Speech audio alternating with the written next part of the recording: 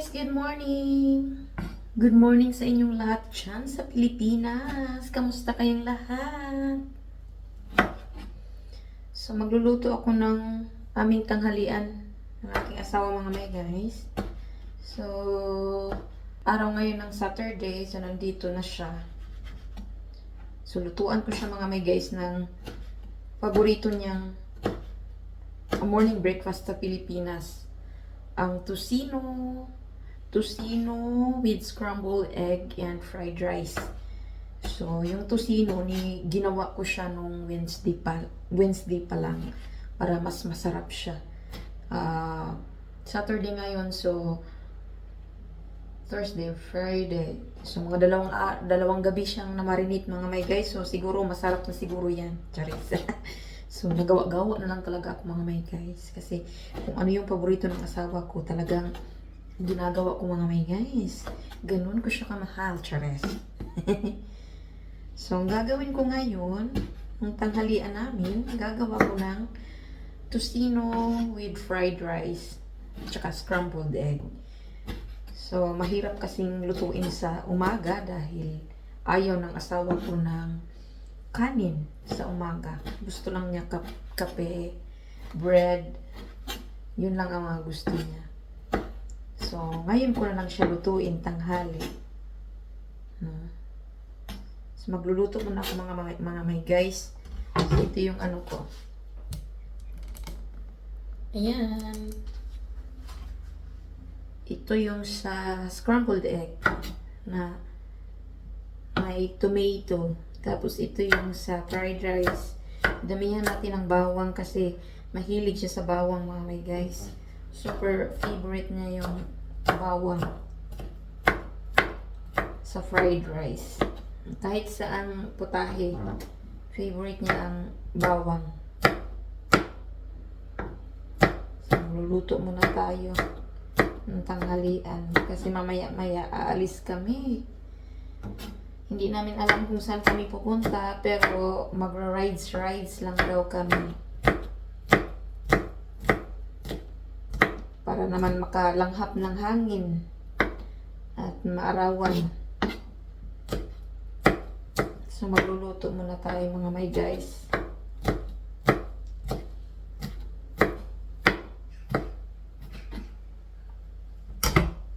So, ang una kong lutuin is tocino na lang.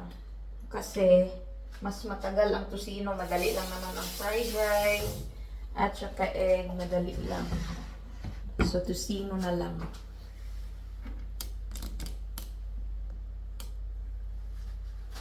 Kunin ko lang yung tocino ko mga maigay. So, ito yung minarinate ko na tocino. Kunti lang ang ginawa ko kasi kami lang namang dalawa. So, ayun mga my guys. Sana maglasang tocino. Kasi favorite niya to eh. Sabi niya sa akin na, ano nga yung kinain natin sa Pilipinas na red ang color? Ayun pala, hindi ko nga mag-gets eh. Yun pala, tocino. Yun sabi niya, yung matamis ba? For English, syempre. Yung matamis ba na kulay red? Yung kinakain natin sa breakfast. Tocino. So, favorite niya daw yun. Yun daw ang nagugustuhan niya sa Pilipinas na morning breakfast. Kaya lutuan ko siya mga my guys. Alam niyo na. Siyempre kung anong gusto ng asawa natin. Ganun ako magmahal. Charas. Ganun ako mag-alaga. Charas.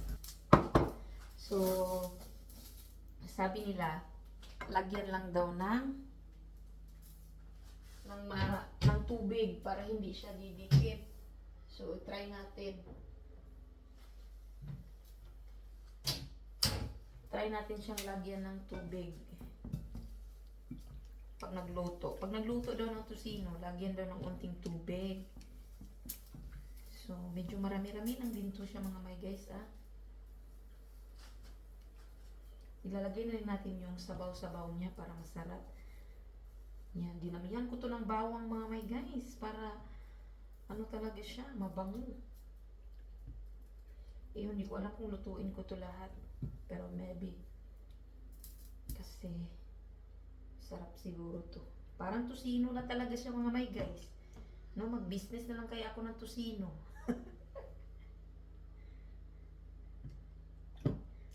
Sarap nito kasi na-marinate talaga siya ng todo-todo. Ilagay na natin lahat. Ilagay ko rin yung sauce niya.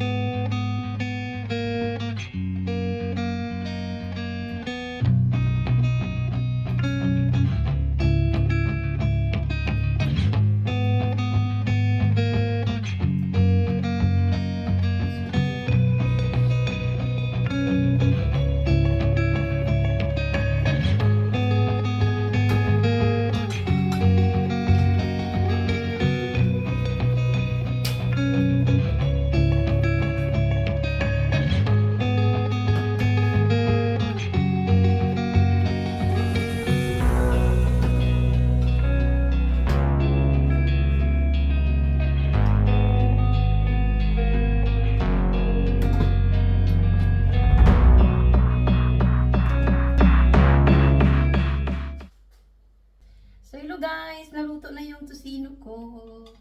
Parang ang sarap ng tusino ko mga may guys, oh. Parang ang sarap niya. Tapos your garlic. Ito naman sa asawa ko. Diba? Parang totoong tusino talaga siya mga may guys. Titikman ko nga. Kasi tatawagin na natin si Josawa. Ang sarap. Pwede lang mag-business ng tusino mga my guys. Scrambled egg, garlic rice. Diba? Parang morning breakfast din sa Pilipinas. Let's eat na. Mga kainday. Tawagin natin si Josawa.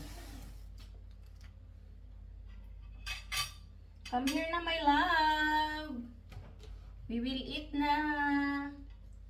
Your favorite tusino. So ayun na nga mga my guys, gugura na ang mga person, pero dadaan daw kami ng alcohol store mga my guys dahil bibili daw siya ng alcohol para mamayang gabi iinumin daw niya. Say hi to my vlog, my love. Smile.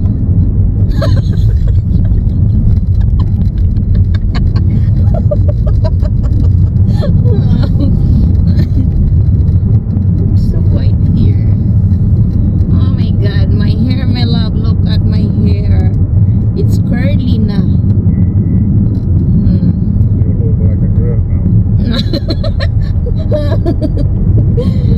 curly na.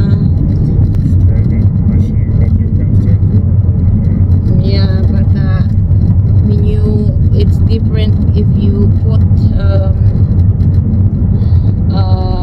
medicine that it's long time.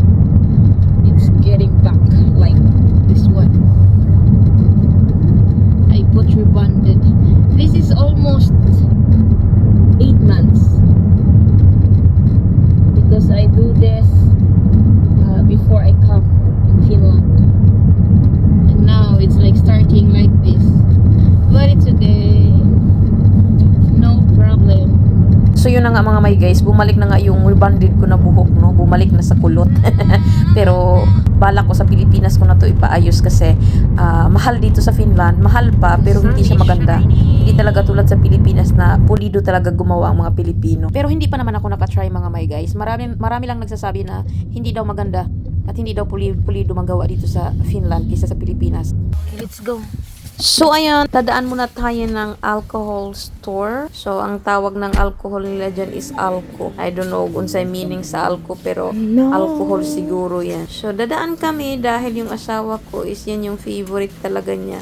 Love na love talaga niya ang alcohol. Pero hindi alcoholic yung asawa ko mga may guys ha. Ano lang siya, every weekends lang siya umiinom. Siguro dahil pagod siya sa trabaho at siyempre hinahayaan ko lang din siya dahil alam ko na yun lang yung stress reliever niya or pampawala sa pagod niya yung alcohol. Kaya inahayaan ko lang siya mga may guys. Okay. So pagkatapos namin bumili ng alcohol mga may guys, so yun na nga, na wrong turn na nga kami, charis. Nandito na nga kami sa kagubatan mga may guys. So, paggubat-gubat lang na mga may guys, pero nindot kay nag-view dire ang dapita. So, kay nanaan naman tadi sa kagubatan, di mangita na lang tag mushroom mga may guys. Marami silang different kind of mushroom dito sa Finland mga may guys. Kaya nga lang, mag-iingat ka kasi may mga mushroom sila dito very dangerous, Yeah, nakaka-poison watch out kahit those. na hawakan mo lang. Watch out those. That one. That one, oh. Yeah, yeah. But they are not eatable. Okay. This one. This mushroom also. Mm. Ay, it's so small. Yeah, don't put it in your mouth. Yeah. The finger. Okay na. Let's go na.